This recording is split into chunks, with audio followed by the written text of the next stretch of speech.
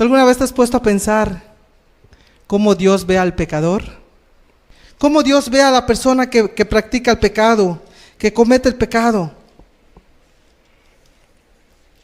Isaías 1, versículo 4. Fíjense a quién se está dirigiendo el Espíritu de Dios. Oh gente pecadora,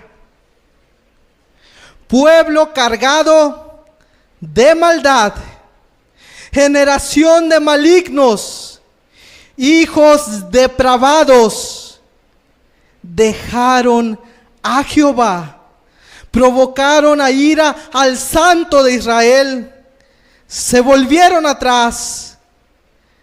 ¿Por qué querréis ser castigados aún? Una característica de un pecador es que aunque sabe que va a ser castigado, muy dentro de él sabe que va a ser castigado, pero aún así sigue en su pecado. ¿Por qué querréis ser castigados? O sea, ¿por qué tú quieres que te castiguen todavía? Ya recibiste, en estas alturas, el pueblo de Israel ya había recibido varios castigos. Y aún Dios pregunta, ¿por qué quieres todavía seguir siendo castigado? Y hoy Dios está preguntando a cada uno de los que están aquí, si están viviendo en pecado todavía, y han pasado por terribles situaciones, de cualquier tipo. Dios está preguntando, ¿por qué quieres aún ser castigado? ¿Por qué? ¿Por qué quieres ser aún castigado? ¿Todavía os rebelaréis? Dios haciendo una pregunta, o sea, si ya sabes que estás mal, ya sabes que que eres un pecador, que eres un depravado, y todo lo que dice aquí en el versículo 4, ya lo sabes. Y aún así, la pregunta que hace nuevamente Dios, ¿todavía te vas a rebelar? ¿Todavía te rebelaréis? Y dice Dios, fíjense, así ve Dios al pecador. Toda cabeza está enferma y todo corazón doliente, desde la planta del pie hasta la cabeza, no hay en él cosa sana, sino herida, hinchazón y podrida llaga.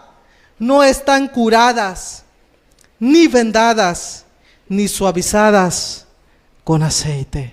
Así ve Dios al pecador. Al pecador que no se acerca a Dios para pedirle su ayuda, sino al pecador que aún se deleita en su maldad y en su pecado y no lo quiere soltar. Lo ve así. Discúlpame si va a sonar fuerte esta palabra, pero si esa es tu condición, le das asco a Dios. Otra característica más de un pecador que no se arrepiente delante de Dios es que está solo. Está solo. Los pecados te dejan solo.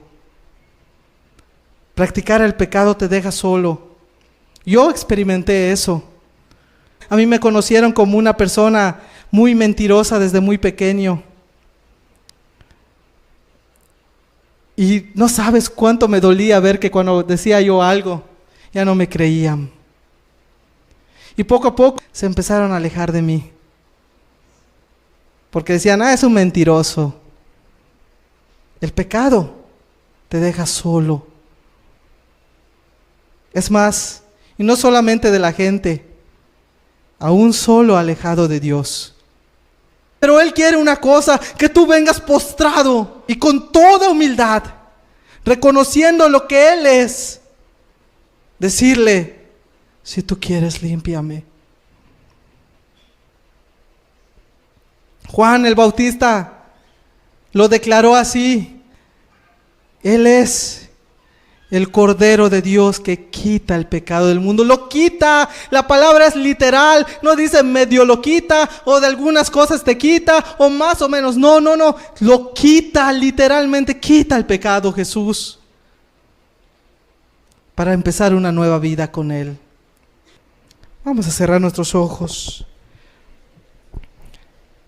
vamos a meditar un poquito en esto. Dios no quiere la muerte del que muere. Y la paga del pecado es muerte. Pero la dádiva de Dios es vida eterna en Cristo Jesús, su Hijo. Dios no quiere que mueras. Dios no quiere que termines tus días sin entregarte a Él, sin conocerle a Él. Para muchos, la Semana Santa ha terminado y tendrán que esperar otros 365 días para que se vuelvan a acordar del sacrificio de nuestro Jesús. Para ti, para mí, esa no es una opción,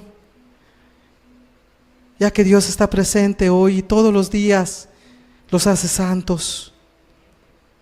Todos los días podemos acordarnos de lo que Él hizo por nosotros y entender que en Él nada más está nuestra salida. Y creer en Él. Isaías lo profetizó cuando dijo: despreciado y desechado entre los hombres, varón de dolores, experimentado en quebranto, y como que escondimos de él el rostro, fue menospreciado y no lo estimamos. Así como trataban a los pecadores, así fue tratado Jesús por tu culpa y por la mía. Fue despreciado, fue menospreciado. Ocultamos de él nuestro rostro, dice en Isaías.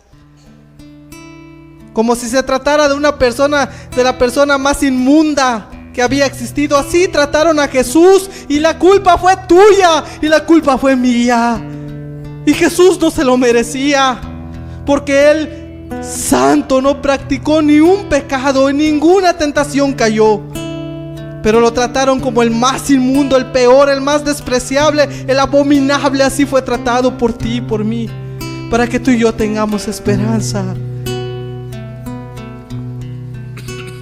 Ciertamente Él llevó nuestras enfermedades y sufrió nuestros dolores, lo que tú y yo debimos de sufrir a causa y por culpa de nuestros pecados. El dolor que a ti te correspondía, el dolor que a mí me correspondía, todo eso, ese dolor de clavos, ese dolor de espinas, ese dolor de latigazos, ese dolor de la pesada cruz, todo eso era lo que a ti y a mí nos tocaba y nada más. No merecíamos menos que eso. Pero Él ciertamente llevó Él nuestras enfermedades y sufrió nuestros dolores. Y nosotros le tuvimos por azotado, herido de Dios y abatido. Mas Él herido fue por nuestras rebeliones, molido por nuestros pecados. Por nuestra culpa, Jesús. Por nuestros pecados.